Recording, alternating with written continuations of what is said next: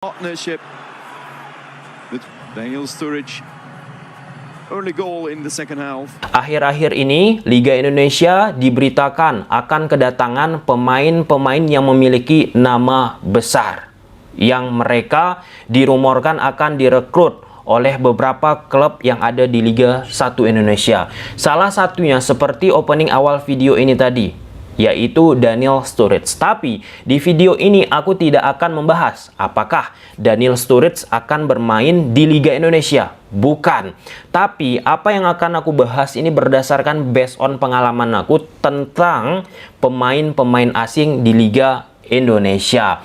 Nah, teman-teman yang sudah lama mengikuti kanal YouTube ini pasti tahu konten utama yang dihadirkan oleh kanal YouTube ini analisis taktik, membahas pemain-pemain yang tampil di Liga Indonesia ataupun pemain-pemain yang pernah tampil di luar akan datang ke Indonesia. Nah, for your information, ini udah kesekian kalinya lah ya aku mengatakan.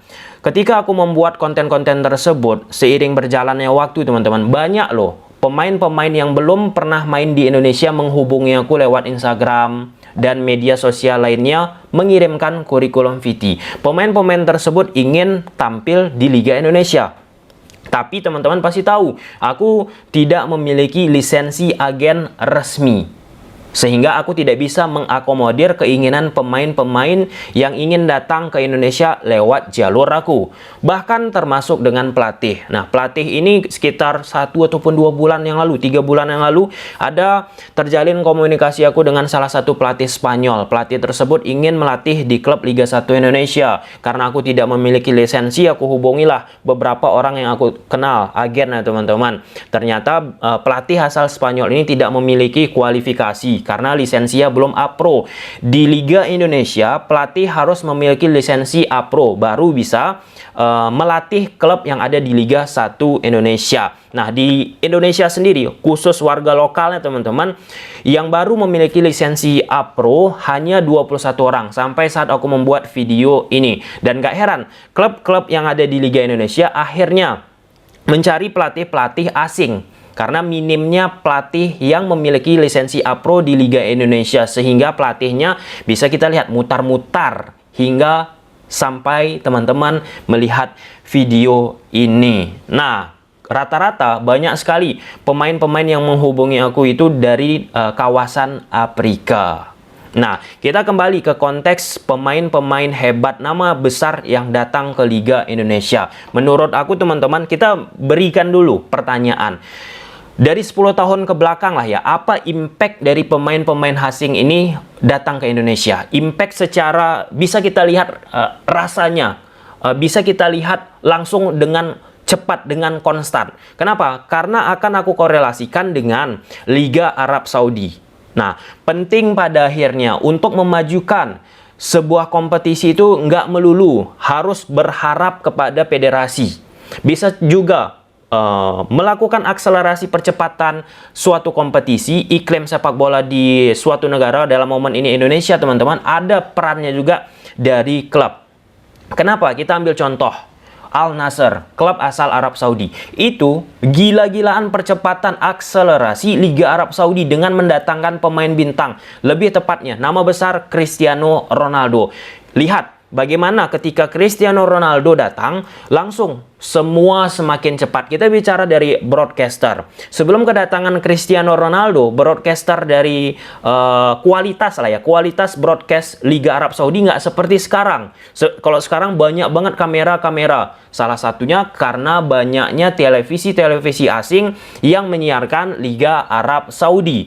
Kemudian keamanan diketatkan. Kemarin itu udah bagus, sekarang lagi ditingkatkan. Bagaimana caranya membuat sesi latihan itu sebagai lahan bisnis keuntungan dalam tanda petik klub yang memiliki pemain bintang. Dengan apa? Ingin saksikan latihan pemain A, B, C, D, E, bayar. Ini kan kita bicara industrialisasi.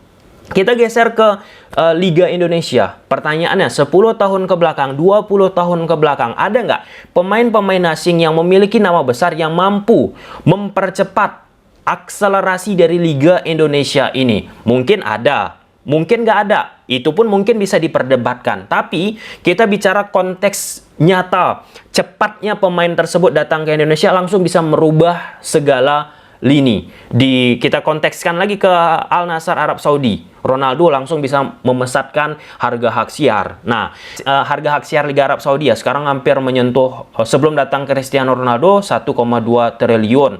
Datangnya Ronaldo semakin besar lah lagi keuntungan yang didapatkan oleh operator Liga Arab Saudi. Kita kembali ke Liga Indonesia. Sempat di dekade 2000-an 6 ke atas ada salah satu nama pemain asing yang cukup bisa membuat nama Liga Indonesia dibicarakan, yaitu Noh Alamsyah. Masih ingat gol Noh Alamsyah pemain Arema FC ke gawang Persema Malang, bicycle kick, itu menjadi salah satu gol terbaik ya yang dijadikan oleh ESPN ataupun media olahraga besar yang ada di dunia ini ataupun di Asia, teman-teman. Nah, ketika itu didapatkan oleh Indonesia exposure lebih dari media-media yang kredibel, maka secara value, secara nama Liga Indonesia pun akan meningkat.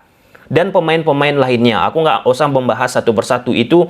Noh Alamsyah kita bahas karena pada masa itu banyak sekali pembicaraan kepada Noh Alamsyah sehingga Liga Indonesia pun dikenal oleh orang-orang yang ada di Asia Tenggara. Dan pada saat itu akhirnya banyak orang-orang Asia Tenggara, pemain-pemain Asia Tenggara ya teman-teman, di luar Indonesia ingin datang main ke Indonesia. Ada Noh Alamsyah, Baihaqi Kaijan, dan banyaklah pemain-pemain lainnya.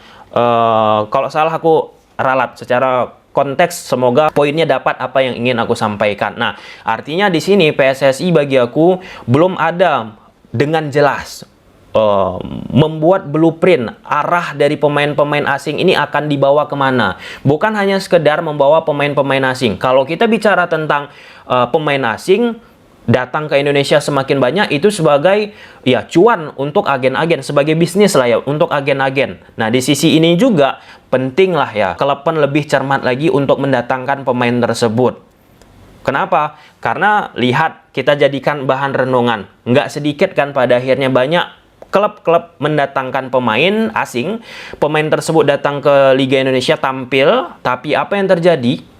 Pemain tersebut nggak bisa menunjukkan permainan yang optimal ketika sudah bergabung, dan akhirnya pertengahan musim dilepas, kalah bersaing dengan pemain-pemain lokal. Di tahap itu penting juga klub memiliki talent scout untuk memantau beberapa pertandingan terakhir, beberapa pertandingan ke belakang yang dimiliki oleh pemain tersebut, sehingga ketika merekrut pemain itu bisa dengan pasti tidak akan mengecewakan. Kalau misalnya pasti nggak ada yang menjamin, tetapi ya dengan lebih proper lah ya, menghindari ketidakbagusan pemain tersebut di atas lapangan. Nah, beda cerita kalau misalnya pemain tersebut bagus nih, kemudian direkrut ke Indonesia tampilnya buruk. Nah, ini tentang kultur adaptasi. Banyak pemain-pemain gitu teman-teman, datang ke kompetisi sebelumnya bagus penampilannya, tetapi ketika tampil di kompetisi itu secara resmi malah buruk permainannya. Masalah adaptasi ini sulit untuk kita perbincangkan. Nah, kembali ke konteks ini tadi, kalau misalnya Liga Indonesia ingin mengalami percepatan akselerasi, teman-teman, harus dibuat blueprint yang jelas untuk merekrut pemain-pemain asing. Sekarang sudah ada memang blueprintnya, harus merekrut pemain yang levelnya pernah tampil beberapa kali di timnas. Tetapi dari sisi regulasi, bagaimana bisa mempercepat kecepatan Liga Indonesia ini untuk terus berkembang? Ada stepnya dilangkahi, misalnya 2-3 langkah langsung terlewati dari situasi kondisi sepak bola Indonesia kita yang ada. Kemarin sempat Peter Odemwingie main di Madura United. Nah, apa impactnya? Impactnya bisa kita lihat di media-media luar, menjadi bahan pembicaraan. Walaupun hanya sedikit, walaupun nggak vulgar, bahan pembicaraannya di luar, teman-teman, itu value Liga Indonesia tuh jadi bertambah. Jadi tahu orang-orang luar. Michael Essien tampil cukup prima, tampil cukup bertenaga, bahkan sampai sekarang masih ia ingat Persib, beberapa kali ia posting Persib. Itu value, itu promosi yang gratis banget didapat oleh PT Liga Indonesia Baru untuk memperkenalkan Liga Indonesia ini, sehingga pemain-pemain lain datang ke Liga Indonesia tertarik. Bukan hanya sekedar ingin datang, pemain tersebut hanya dalam tanda petik ya mengisi pemain asing tanpa melakukan kontribusi yang besar. Nah, jadi kesimpulannya, dengan rumor-rumor yang ada sekarang ini di Liga Indonesia, kita mau bawa kemana sekarang? Itu dulu key pointnya. Silahkan teman-teman tulis di kolom komentar. Karena apa? Sekali lagi yang aku ingatkan, kalau misalnya kita ingin mempercepat kemajuan sepak bola Liga Indonesia, itu ada andil dari klub juga. Sekali lagi, ada andil dari klub. Al Nassr dengan datangkan Ronaldo, itu andil dari klub, lihat. Yang sebelumnya Liga Arab Saudi belum disorot, datang Ronaldo, gila-gilaan exposure 7, 8, 10 kali lipat. Oke, mungkin sampai sini aja. Kita lihatlah nanti bagaimana Liga Indonesia, pemain-pemain siapa saja yang datang. Dengan rumor seperti ini ya, setidaknya Liga Indonesia dibicarakan di media luar. Aku dapat informasi pembicaraan dari media luar, misalnya tentang kedatangan pemain A, B, C, D, E ke Liga Indonesia, didengar oleh beberapa pemain, teman-teman. Itu bagus banget untuk promosi, bagus banget. Kalau misalnya pemain banyak tahu tentang Liga Indonesia, artinya Liga Indonesia ini dari value semakin meningkat. Kalau misalnya belum dikenal oleh banyak orang Liga Indonesia, jangan harap value itu meningkat. Kita berkaca kembali ke Liga Arab Saudi. Tanya coba anak-anak kecil yang SD, SMP, yang dulunya nggak kenal Al Nassr, kenal. Value meningkat, semua meningkat jadinya. Oke, mungkin sampai situ aja. Bye.